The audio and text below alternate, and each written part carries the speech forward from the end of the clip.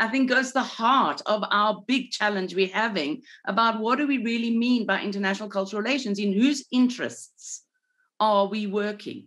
And I think that is a decolonized position that I'm hoping is coming through in this conversation. We live in a time when countries more and more try to manage in the national interest rather than for the common good. But at the same time, there's a tension that everybody recognises that there are common issues which need to be discussed together. So top of the list would be climate change and the pandemic. But there are other issues, one of which Adila referred to in the chat, which is digital transformation and its impact on international relations, on culture itself, on knowledge, on the nature of knowledge, and so on. There are huge questions where people need to come together. The other thing is around messaging and communications and understanding how, if you like, exchange, engagement works in the digital space as well as in the traditional spaces of cultural relations. First of all, we would need to start interrogating relations of power. We would need to start asking the tough questions, moving towards eliminating power asymmetries around the world.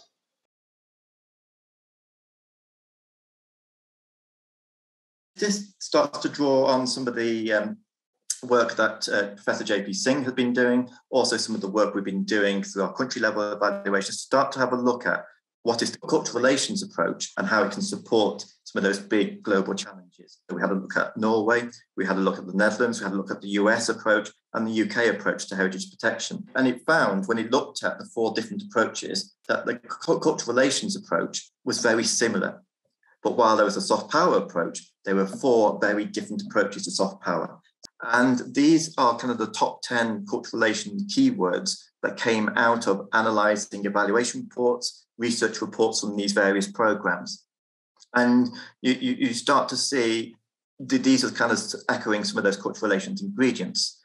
So that capacity building, that dialogue, that reciprocity, that equality, that mutuality, those sort of words start to come through in the evaluation and evidence that's coming through from across 4 different countries who use cultural heritage protection in very different ways. Because I think it's very important also, if we talk about cultural relations, that people are in the room. As Chimamanda said also, we need to create space and people have to be part of the conversation that we have about the challenges that some are more faced with than others. Cultural relations is very much based on the idea of listening, learning, trust, and in the best cases, empathy. So recognizing that learning and partnering are skill sets. They can be taught and they need to be taught. So often we approach programming and projects with the idea that everyone knows how to partner and everyone knows how to learn. And that's just simply not true. And these need to be consciously and meaningfully managed. I love this picture in the middle that shows the difference between equality and equity. If cultural relations organizations would be willing to contribute their learnings, not only their successes, but also their failures and their evaluations to an online repository that would be open to the field, practitioners, academics, etc., we could all learn from each other. And the ideal would be that all of our practices and programs would improve and make the impact that we're all hoping that they would have.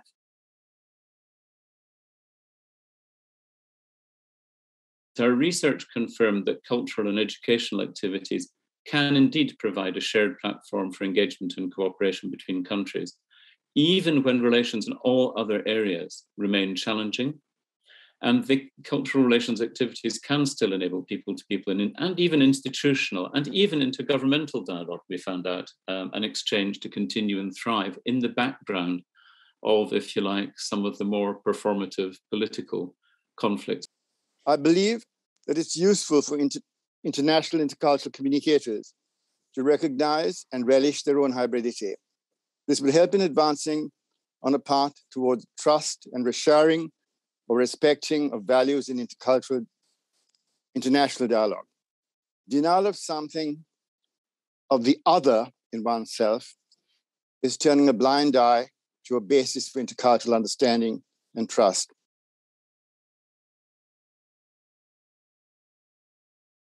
We would like to see in the upcoming future international cultural relations institutes from sub-Saharan Africa, for instance, being present in the conversation, or from Latin America being present in the conversation, because we have been so far the consumers in theoretical terms and practical terms. So we also want to assist, and we think this forum, this conversation we are having here today, it's a great platform to boost that, to plant the seeds. And so the context for this work has just really been that, shifting our strategy to respond to what young people are interested in, recognizing that with increasing strategic awareness on the continent and the changes in digital technology, young people know that they have an option, right? They don't have to engage with the UK. They don't have to engage with Europe. And they were very vocal about that to us. I think we have to go back to first principles and redefine the purpose and the research question as to who it benefits and what intent and purpose it is happening for. Because cultural relations at a people-to-people level will naturally happen for a range of reasons. But when institutions partake in that, then we need to ask ourselves those fundamental questions.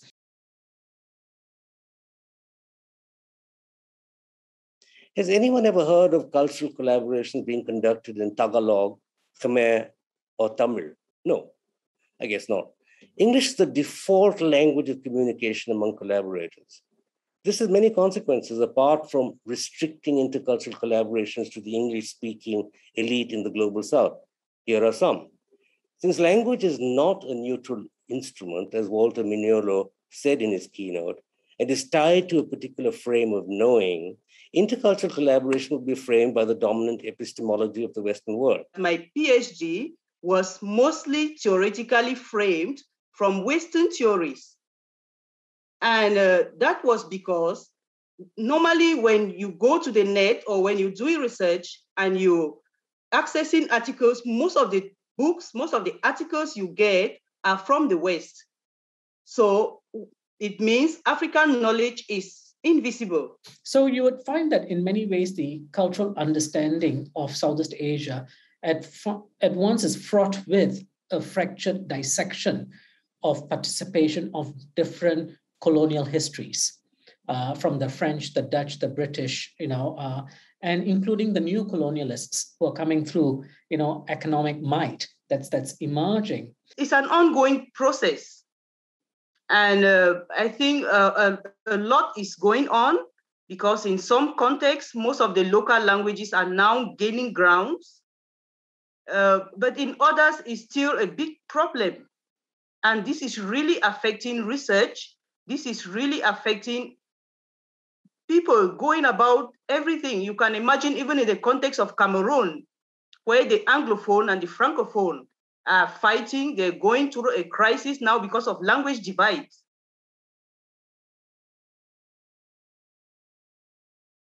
What will it take to actually get primary research happening by African scholars for African people? And is it about, one of the things that I'm looking at the moment with colleagues is to start a journal on creative economy for Africa? So I feel in a nutshell, local higher education needs to do more. Institutions need to support this sustainable models a bit more. And I think a couple other points. At the end of the day, what are some of the barriers? It's the audience, right? Because even though we say, let's write and publish in a local language, we also want that local language to be understood. And I feel like that's where technology can play a role. It might sound like a simple term, but I think if institutions engaged and interested in cultural relation put themselves in the shoes of being a student and about learning about cultures, learning about people, it goes a long way. And so when one is decentering oneself, one is immediately not overly obsessed with language, cultures, and rituals.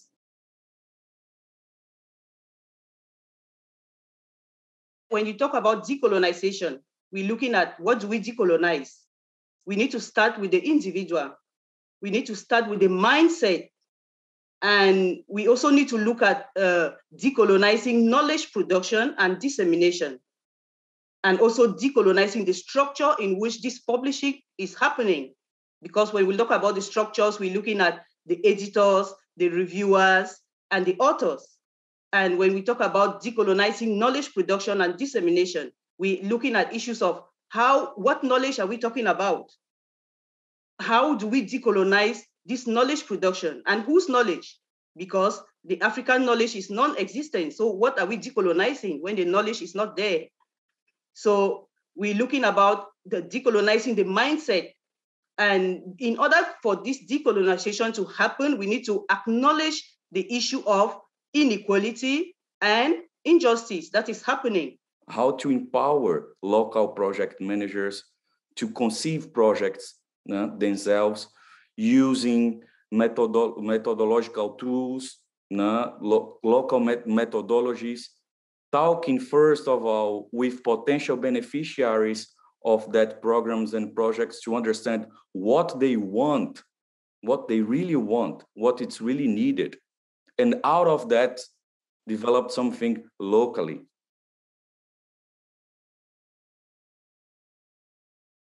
How can collaboration can be fair in the current unequal world, or also how can a toolkit for fair collaboration ever be fairly conceived?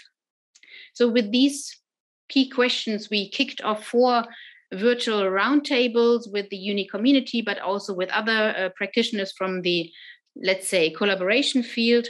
So it shouldn't be a toolkit was one of the responses. It should be provocative. It should be a living document. It should be rather a process and a product. And it should be empowering and not limiting.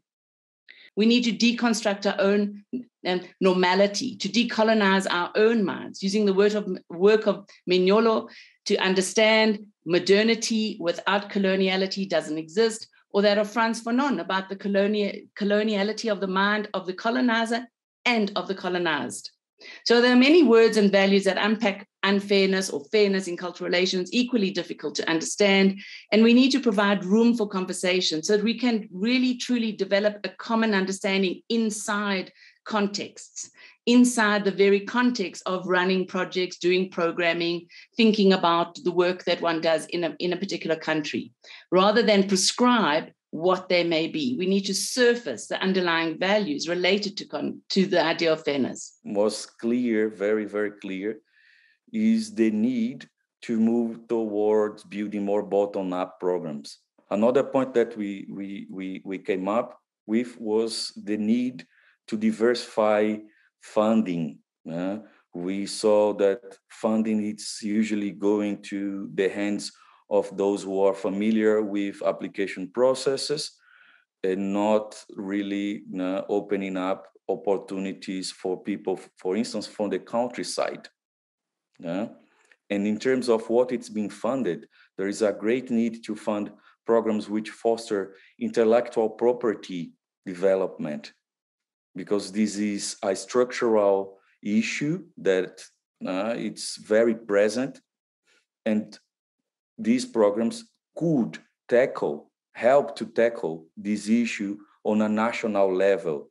So for instance, a program that it's developed in Kenya that aims the development of a new product or services or development of skills and so on and so forth, could also work in parallel, simultaneously, with governments assisting them to elaborate better intellectual property schemes. Nikita Dhawan, in her keynote, said that we need to agree that global elites are part of the problem. I would add that global elites who populate intercultural collaboration need to agree that they are part of the problem.